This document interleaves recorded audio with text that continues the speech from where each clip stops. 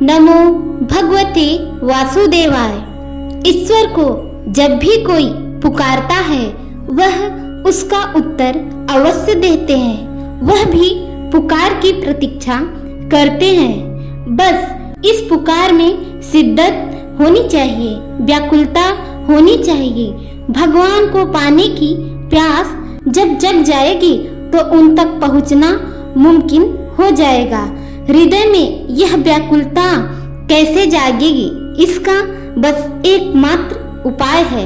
भगवान की निरंतर भक्ति करते रहिए और उनका नाम लेते रहिए।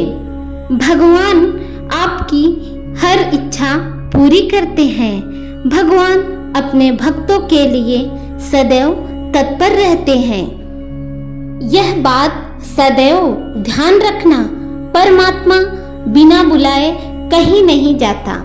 तुम उसको हजारों बार बुलाओ फिर भी वह सुनता नहीं है।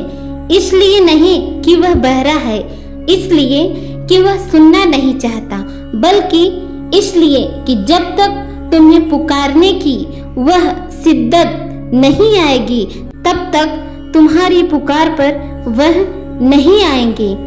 जैसे जब तुम किसी ऐसे पहाड़ की चोटी पर खड़े हो जाओ जहां नीचे घाटी हो, तो वहां से जोर से बुलाने पर तुम्हारी ही आवाज वापस आती है।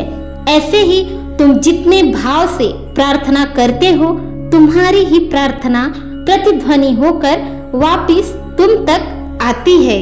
जब यह प्रतिध्वनि तुम तक आती है तो इसी को कहते हैं कि भगवान का बुलावा आ गया। तुम ऐसा करके देखना, तुम्हारे सारे शंका दूर हो जाएगी जो कि तुम्हारे मन में उठती है कि भगवान किसी का नहीं सुनता और किसी की आवाज पर बुलाने पर वह यह नहीं देखता कि वह कैसा है। बस अपने भक्तों के बुलाने पर प्रभु चले आते हैं। उनके ऐसे ही एक भक्त की कहानी है। एक समय की बात है, एक बहुत ही कंजूस व्यक्ति था। उस व्यक्ति का नाम था दानचंद। उसके पास धन तो बहुत था, परंतु उसने कभी किसी को भी दान नहीं दिया था। उसने प्रण ले रखा था कि जीवन में कभी किसी को कुछ भी दान नहीं करना है।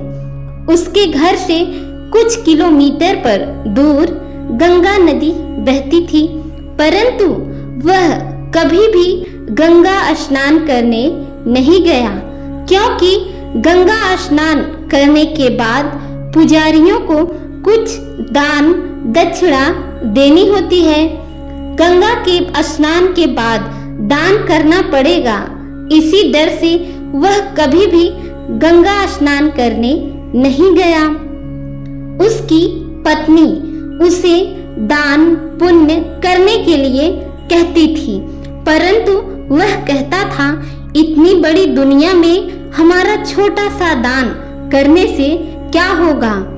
एक दिन उसकी पत्नी ने उससे कहा कि अब तो आपका बुढ़ापा आ गया है, आप दान पुण्य तो कुछ करते नहीं हैं, कम से कम एक बार जाकर गंगा स्नान ही कर आओ।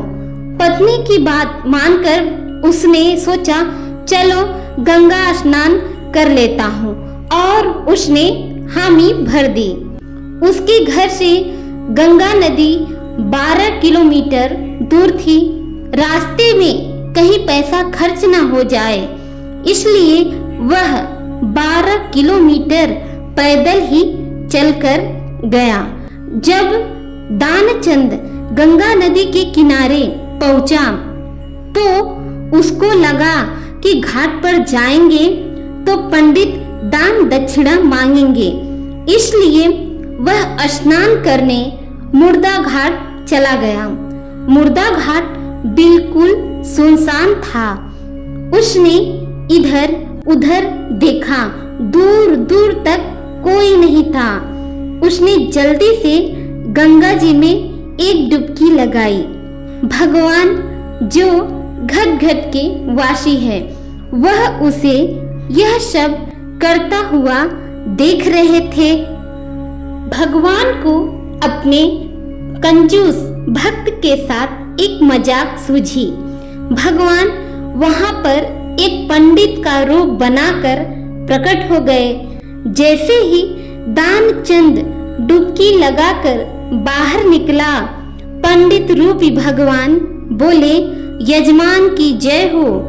पंडित को देखते ही दानचंद कांप गया। वह बोला, यह तो हद हो गई है। यह पंडा तो मुर्दा घाट पर भी आ गया। तब भगवान रूपी पंडित ने बताया कि मैं एक संतोषी ब्राह्मण हूँ और एकांत में यहाँ मुर्दा घाट पर ही पड़ा रहता हूँ। यहाँ पर कभी कभी आपके जैसा कोई यजमान आ जाता है और मेरा साल भर का इंतजाम इकट्ठे ही कर देता है। आज आप आए हैं, आपको मेरा 1 वर्ष का इंतजाम करना है। दानचंद बोला, मैं इतना दान नहीं कर सकता। पंडित रूपी भगवान बोले कि दान तो अपनी श्रद्धा के ऊपर होता है, इसलिए आप 6 महीने का इंतजाम कर दो। तब दानचंद बोला, मैं 6 महीने का भी इंतजाम नहीं कर सकता। तब पंडित जी बोले, तो 3 महीने कर दो। दानचंद बोला, नहीं कर सकता। तब भगवान रूपी पंडित बोले, 1 महीने का ही कर दो। दानचंद बोला, मैं 1 महीने का तो क्या 1 दिन का भी इंतजाम नहीं कर सकता। अब पंडित ने कहा, आपको कुछ ना कुछ तो दान करना ही पड़ेगा, नहीं तो हम आपको जल से निकलने नहीं देंगे। थक हार कर दानचंद बोला, 1 आने का दान करूंगा, वह भी उधार। मेरे पास अभी तो कुछ नहीं है, इसलिए मेरे घर आकर 1 आना ले जाना। भगवान रूपी पंडित ने दानचंद को 1 आना दान करने का संकल्प दिलवा दिया। दानचंद ने सोचा, मेरा घर तो यहाँ से 12 किलोमीटर दूर है। यह पंडित 1 आने के लिए इतनी दूर थोड़ी आएगा, इसलिए वह संकल्प लेकर अपने घर आ गया। घर पहुँचते पहुँचते शाम हो गई थी। वह इतनी दूर चलकर आया था, इसलिए थक गया था। वह सोने ही जा रहा था, तभी उसके दरवाजे पर उस पंडित रूपी भगवान ने दस्तक दी। पंडित जी बोले, यजमान की जय हो। दानचंद की पत्नी ने दरवाजा खोला और बोला कि वह पंडित को, दानचंद की पत्नी ने जब पंडित जी को देखा तो वह वापस आकर दानचंद से पूछने लगी, क्या किसी पंडित को कुछ देने की कहकर आए हो? तो दानचंद बोला, हाँ, मैंने एक पंडा को 1 आना देने का संकल्प लिया है। पत्नी बोली, वह पंडित जी अपना 1 आना लेने दरवाजे पर आकर खड़े हैं। दानचंद ने सोचा, वो पंडित 1 आने के लिए इतनी दूर आ गया। दानचंद ने पत्नी से कहा, जाकर उस पंडित से कह दो कि यजमान बीमार है, इसलिए 3-4 दिन बाद आए। पत्नी बोली, 1 आने की ही तो बात है, दे क्यों नहीं देते? दानचंद बोला, मैं किसी को कुछ नहीं देने वाला। जाकर उस पंडित से कह दो कि यजमान बीमार है, इसलिए कुछ दिन बाद आए। पत्नी ने दुखी जैसा मुंह बनाया और पंडित जी से बोली, महाराज, मेरे पति आज इतनी दूर पैदल चलकर गए थे, इसलिए वे बहुत थक गए हैं और बीमार हैं, इसलिए आप 3-4 दिन बाद आना। पंडित बोला, धन मिले या ना मिले, लेकिन वे हमारे यजमान है।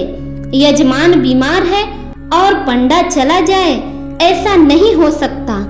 जब तक वह स्वस्थ नहीं हो जाते तब तक हम यहीं रहेंगे। हमारा यहाँ रहने का इंतजाम कर दो।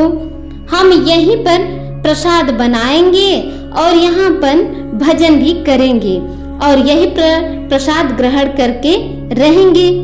पत्नी लौटकर गई और उसने दानचंद को सारी बात बताई कि वह पंडित कह रहे हैं जब तक आप ठीक नहीं हो जाते वह यहीं रहेंगे। पत्नी बोली, इससे तो अच्छा उन्हें एक आना देकर रवाना ही करो। दानचंद बोला, एक आना क्या ऐसे ही आता है? मैं उस पंडित को कुछ नहीं देने वाला। तुम जाकर उस पंडित से कह दो कि यजमान मर गए। ध्यानचंद को योग का अभ्यास था, इसलिए वह सांस रोक कर पड़ गया। पत्नी गई और उसने रोकर पंडित से कहा कि वो मर गए, अब तो जाओ। तब पंडित जी बोले, अरे राम राम, यजमान चला गया। जब तक उसका अंतिम संस्कार ना हो जाए तब तक हम कैसे जा सकते हैं? पंडित जी बोले, तुम महिला कहाँ कहाँ भटकते फिरोगी? हम सारे गांव में यजमान के मरने की खबर किए देते हैं। पंडित जी दौड़े दौड़े सारे गांव में खबर कर आए कि दानचंद जी मर गए। सारा गांव दानचंद के घर इकट्ठा हो गया, लेकिन दानचंद ऐसा विचित्र और कंजूस आदमी था कि एक आना बचाने के लिए सांस रोके पड़ा रहा। गांव के लोगों ने दानचंद को मुर्दा समझकर बांध लिया। अब उसकी पत्नी सच में बहुत रोने लगी और रो रो कर बोली, यह मरे नहीं है। गांव वाले बोले, बहन यह तो तुम्हारा मोह है, जाने वाला तो गया, इसलिए धीरज रखो। पत्नी बोली, अरे किस बात का धीरज रखूं, यह मरे ही नहीं है। गांव वाले दानचंद को बांधकर अंतिम संस्कार के लिए ले गए।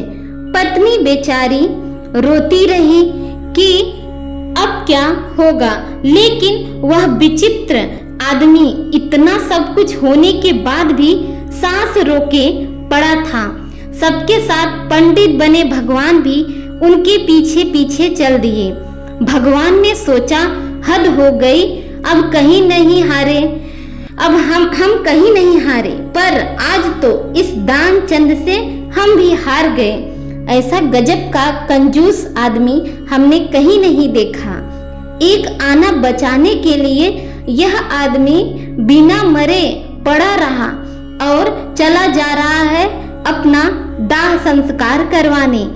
जब दानचंद को लकड़ियों पर रख दिया गया और केवल अग्नि लगनी ही शेष थी, तब पंडित रूपी भगवान बोले कि यह हमारे यजमान थे, हम इनकी मुक्ति के लिए इनके कान में कुछ मंत्र बोलेंगे।